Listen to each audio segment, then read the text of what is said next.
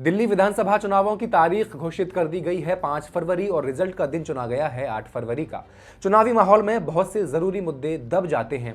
आप अपनी आंखें और कान दोनों खुले रखिए और देखिए कैसे अमेरिका में बैठे दोस्त अडानी पर शिकंजा कसा जा रहा है वहां की सरकार के द्वारा।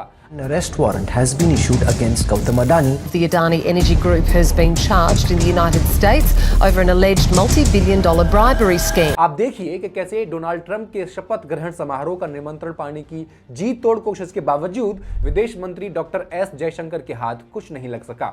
My friend, India's friend, the President of the United States of America, Mr. Donald Trump. आप देखिए आखिर क्यों विदेश मंत्रालय ने मान लिया है कि चीन ने भारत की सीमा के भीतर 2 गांव बना लिए हैं। We have seen the announcement pertaining to the establishment of 2 new counties in Hotan Prefecture of China. Parts of jurisdiction of these so-called counties fall in India's Union Territory of Ladakh. We have never accepted the illegal Chinese occupation of Indian territory in this area. एक minute, ये मैं कैसी भय की बात कर रहा हूँ? चीन, अडानी, अंबानी। गौर से देखिए पूरा वीडियो, तीनों आपस में जुड़े हुए हैं। भारत चीन सीमा विवाद और अडानी अंबानी का चीन से ट्रेड। सरकार ने सीमा विवाद को पहले तो हल कर लेने का दावा किया था। मोदी सरकार जो 2014 में ये कहकर आई थी कि हम चीन को लाल आंखें दिखाकर बात करेंगे, उस मोदी सरकार ने कभी माना ही नहीं कि चीन भारत की सीमा में घुस आया है। अरुणाचल प्रदेश के गांवों के नाम बदल दिए हैं। सैटेलाइट की तस्वीरें बाहर आईं, लेकिन फिर भी सरकार मानने को तैयार ही नहीं हुई। अब विदेश मंत्रालय के द्वारा क्यों कहा जा रहा है कि चीन ने भारत की सीमा के भीतर 2 गांव बसा लिए हैं?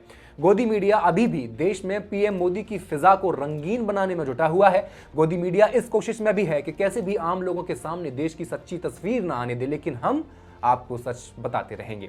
चीन, भारत सरकार और भारत सरकार के प्रिय मित्र अडानी और अंबानी के त्रिकोणीय संबंध की सच्चाई क्या है? फैक्ट्स एंड फिगर्स के इस एपिसोड में आई विल एक्सप्लेन।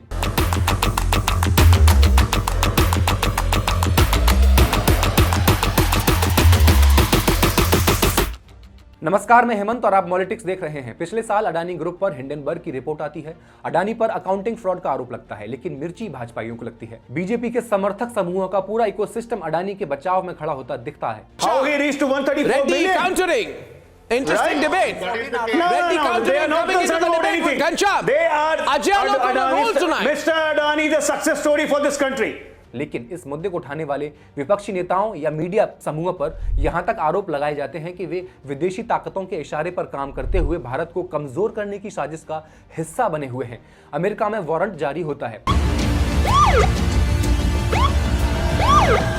विदेश मंत्रालय के अधिकारियों से अवैध काम कराने के एवज में उन्हें अरबों रुपए घूस देकर अमेरिकी इन्वेस्टर्स के साथ धोखाधड़ी करने के आरोप लगाए जाते हैं। 2 बार अडानी ग्रुप के शेयर्स डूब जाते हैं। अडानी ग्रुप की कंपनियों के शेयर में भारी गिरावट देखने को मिली। अमेरिका में जांच के बाद शेयर लुढ़क गए। पूरे तंत्र के द्वारा एक कोशिश की जाती है कि कैसे भी भारत के गुजराती मित्र को उबार लिया जाए। भारत सरकार ने क्या क्या नहीं किया अडानी के लिए, लेकिन इन तमाम कोशिशों के बाद वही अडानी ग्रुप अब अपने सबसे पहले बिजनेस अडानी विल्मर में अपनी पार्टनरशिप को पूरी तरह से खत्म करके उसके एवज में कुछ हजार करोड़ रुपए नकदी बटोरने के लिए मजबूर हो गया है।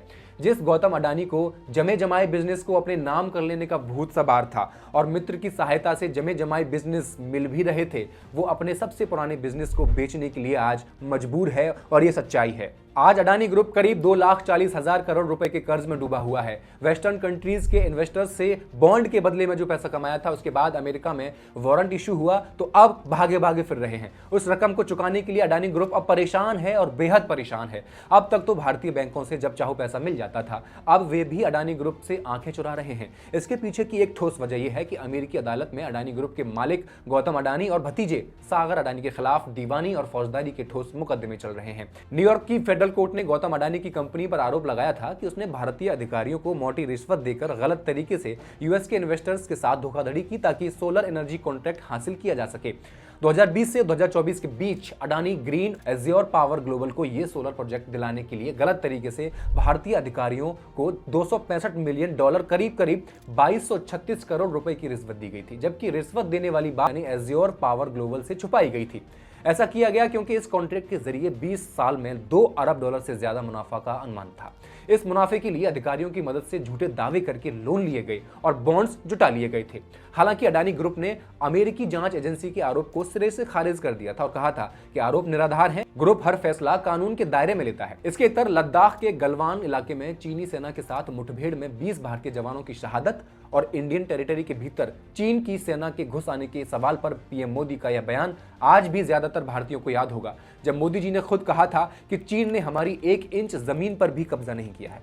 अब जब देश का प्रधानमंत्री ऐसा कह रहा है तो मजाल किसी अधिकारी की जो बात टाल दे, इसलिए भारतीय सेना के अधिकारियों को भी तब खामोश हो जाना पड़ा था। क्या इसके पीछे की वजह यह नहीं थी कि मोदी सरकार ये स्वीकार अगर कर लेती है कि चीन भारतीय सीमा में घुस आया है तो चीन नाराज हो जाता, और चीन जो कि इकोनॉमिकली और स्ट्रेटेजिकली दोनों ही लेवल पर भारत से काफी शक्तिशाली हो चुका है, मोदी जी अगर स्वीकार कर लेते तो उसका मतलब होता है 1-1 इंच वापस लेने के लिए अपने ही द्वारा खड़ा किए गए 56 इंची सीने की बेइज्जती से 2-4 होना। हालांकि इसके बाद भारत चीन रिश्ते में खटास होती चली गई। भारत ने चीन के बहिष्कार के नाम पर कुछ ऐप्स को बैन कर दिया और कुछ कंपनियों पर भी बैन लगा दिया। लेकिन हाल के दिनों में भारतीय बिग कॉरपोरेट के दबाव में एक बार फिर से सरकार ने चीन के साथ संबंधों में गर्माहट लाने की पहल करके एक बार को तो सबको चौंका दिया। सारी दुनिया इस फैक्ट से वाकिफ है कि चीन पिछले 10 सालों से न सिर्फ दुनिया का मैन्युफैक्चरिंग हब बना हुआ है, बल्कि हाल के सालों में electric vehicle technique, 5G, artificial intelligence, solar panel सहित इलेक्ट्रॉनिक्स के क्षेत्र में वो वेस्टर्न कंट्रीज के पसीने छुड़ा रहा है। अडानी ग्रुप को भारत में अगर सोलर एनर्जी के क्षेत्र में मोनोपोली स्थापित करनी है, भारी मुनाफा कमाना है, तो चीन से बड़ी मात्रा में आयात के जरिए ही इसे संभव किया जा सकता है। अडानी ग्रुप की कंपनी अडानी ग्रीन एनर्जी देश की सबसे बड़ी और दुनिया की प्रमुख renewable energy solution provider company है। अडानी ग्रुप ने गुजरात के खावड़ा में दुनिया का सबसे बड़ा रिन्यूएबल एनर्जी पार्क बनाया है। यह पार्क पेरिस से 5 गुना बड़ा है। क्योंकि आसान है अडानी के लिए गुजरात में काम करना, जमीन कूड़ियों के भाव मिल जाती है और कोई किसी भी तरह का हर्डल भी नहीं होता। बिजनेस स्टैंडर्ड के अनुसार अडानी को यहाँ 1 रुपए से लेकर 32 रुपए पर स्क्वायर मीटर के हिसाब से जमीन अलॉट की गई है। एक नजर इस चार्ट पर डालिए और अच्छे से देखिए, 1 रुपया पर स्क्वायर मीटर, 1.25 रुपया, 8 रुपया, जबकि बाकी कॉर्पोरेट्स को यहाँ जमीन ऐसे ऐसे दी गई है। एप्सिज जो अडानी पोर्ट की जमीन है, इस चार्ट में देखिए बाकियों को कितने महंगे रेट्स पर जमीन दी गई है। टाटा को 900 रुपए पर स्क्वायर मीटर के हिसाब से, फोर्ड को 1100 रुपए पर मीटर स्क्वायर के हिसाब से और सुजुकी को 670 रुपए पर मीटर के हिसाब से जमीन दी गई। और किसे कितनी जमीन दी है वो भी देखें।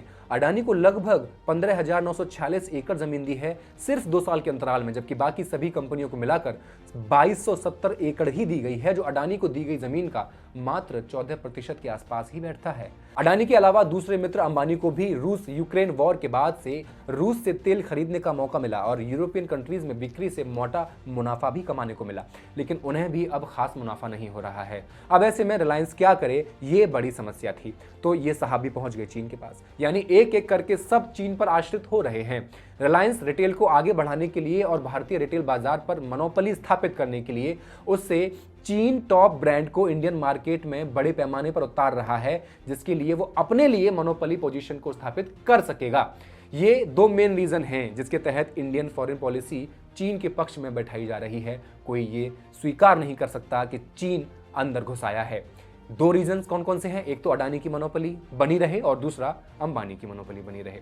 लेकिन हाल के दिनों में विदेश मंत्रालय के प्रवक्ता रणधीर जायसवाल ने चीन के द्वारा भारतीय सीमा के भीतर 2 गांव बसा लेने की बात कहकर एक बड़े विवाद को जन्म दे दिया है, जिसके सेंटर में कोई और नहीं, खुद पीएम नरेंद्र मोदी हैं। रणधीर जायसवाल ने कहा कि उन्होंने होटन प्रांत में 2 नए काउंटी बनाने को लेकर चीन के समक्ष गंभीर विरोध दर्ज कराया है और कहा है कि इस तरह के कदम क्षेत्र में बीजिंग के अवैध और जबरन कब्जे को वैधता नहीं देने जा रहे हैं। इसके साथ ही विदेश मंत्रालय ने तिब्बत में ब्रह्मपुत्र पर विश्व का सबसे बड़ा बांध बनाने की चीन की योजना पर अपनी चिंता से भी चीन को अवगत कराया है। ये मुद्दा भी बेहद गंभीर है क्योंकि चीन की सीमा के भीतर ब्रह्मपुत्र नदी पर बांध बनाने का सीधा असर भारत और बांग्लादेश के करोड़ों लोगों की आजीविका और यहाँ की पारिस्थितिकी तंत्र पर पड़ना तय है। इस मुद्दे पर सोशल मीडिया में काफी कुछ कहा जा रहा है, जिससे मोदी के प्रति अंधभक्ति की हद तक श्रद्धा रखने वाले राष्ट्रवादियों का भरोसा टूटने का खतरा पैदा हो गया है। शायद यही कारण है कि जब विदेश मंत्रालय का बयान आया तो मामले को काफी हद तक डाइल्यूट करने का प्रयास करता हुआ देखा गया। एलएसी के मुद्दे पर रक्षा मामलों के विशेषज्ञ अजय शुक्ल ने 19 जून 2020 को अपने सोशल मीडिया हैंडल से सिलसिलेवार जो कुछ सवाल पीएम मोदी से पूछे थे वो इस प्रकार से थे। क्या मैंने प्रधानमंत्री नरेंद्र मोदी को आज टीवी पर चीन भारत सीमा का फिर से निर्धारण करते देखा है? मोदी ने कहा है कि किसी ने भी भारतीय क्षेत्र में प्रवेश नहीं किया। क्या उन्होंने चीन को गलवान नदी घाटी और पैगोंग त्सो में फिंगर्स 4 to 8 सौंप दिया है? दोनों LAC के हमारे पक्ष में हैं और जहां अब चीनी सैनिक बैठे हैं, अगर जैसा कि नरेंद्र मोदी ने कहा किसी ने भी भारतीय क्षेत्र में प्रवेश नहीं किया, तो इतना हंगामा किस बात पर हो रहा है? फिर सैन्य स्तर पर वार्ता क्यों? कूटनीतिक वार्ता क्यों? सैन्य वापसी क्यों? 20 सैनिकों की मौत क्यों? क्या प्रधानमंत्री जानबूझकर झूठ बोल रहे थे या उन्हें गलत जानकारी दी गई थी कि सीमा में कोई नहीं घुसा है? या फिर सरकार को लगता है कि इस पोस्ट ट्रुथ वाली दुनिया में वह कुछ भी कह सकती है और बच के निकल सकती है? विदेश मंत्रालय के प्रवक्ता का यह बयान इस बात का सबूत है कि नरेंद्र मोदी ने सर्वदलीय बैठक में राष्ट्र से झूठ बोला था जब उन्होंने कहा था कि किसी ने भी भारतीय क्षेत्र में प्रवेश नहीं किया है। धन्यवाद।